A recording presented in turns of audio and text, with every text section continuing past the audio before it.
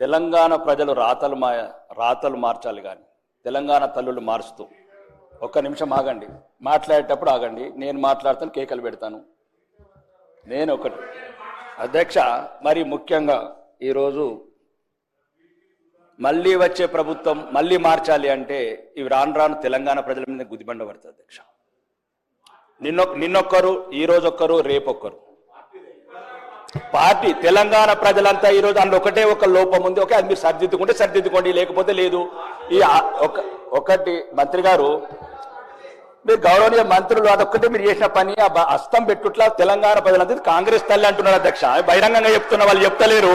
నేనేం చెప్తున్నాను అధ్యక్ష, అదొక్కటి లేకుండా బతుకమ్మ లాంటి మన బతుకమ్మ తల్లిని పెడితే బాగుండేది. ఆ చేతి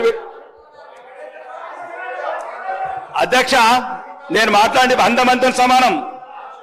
ఒకటి ఓకే వాళ్ళ విషయం అధ్యక్ష. రెండో, ఇక ఇప్పుడు ఈ కార్డు, ఒక్క నిమిషం, ఈ కార్డు శాసనసభనిచ్చిందా లేదా సార్ అధ్యక్ష? నేను శాసనసభ్యున్నా కానా? తెలంగాణ శాసనసభల 6 ప్రజలు ఎన్నుకున్న ప్రజాప్రతినిధినా కానా? ఒకటి ప్రోటోకాల్ అధ్యక్ష, ఇదే లేనప్పుడు మాట్లాడటం ఎందుకు? శాసనసభ్యులమే కానప్పుడు మాట్లాడటం ఎందుకు?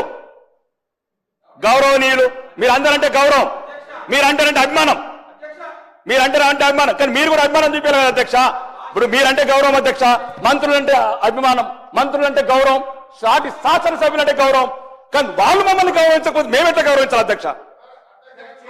నేనేమంటున్నాను అధ్యక్ష, ఈ దక్షిణ తెలంగాణ నిధులు మీరు దోసుకోబోతున్నారు. అభివృద్ధి లేదు, అధికారం లేదు, అవమానం.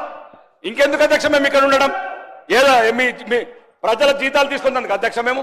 దయచేసి అధ్యక్ష, మీరు కన్న తండ్రి ఈ శాసనసభ, వాళ్ళైతే బయట ప్రభుత్వంలో.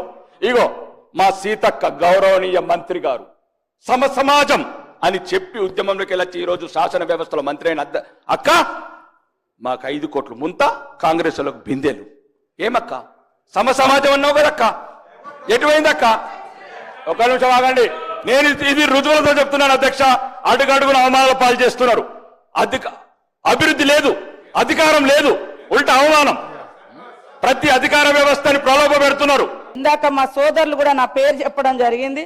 నేను ఇచ్చేది అధికారికంగా జిల్లా కలెక్టర్లకు ఎన్ఆర్ఈ చేసేస్తే వాళ్ళకి ఇస్తున్నాం, లేదా ఏమైనా గతంలో ఎక్కువ ఇచ్చిన కాడ కొద్దిగా తక్కువ ఇచ్చి ఇస్తున్నాం. ఎందుకంటే ఆల్రెడీ ఎక్కువ డబ్బులు వాళ్ళకు పోయిన కాడ కాన్స్టిట్యున్సీకే ఇస్తున్నాం, కానీ వేరే రూపంలో లేదు.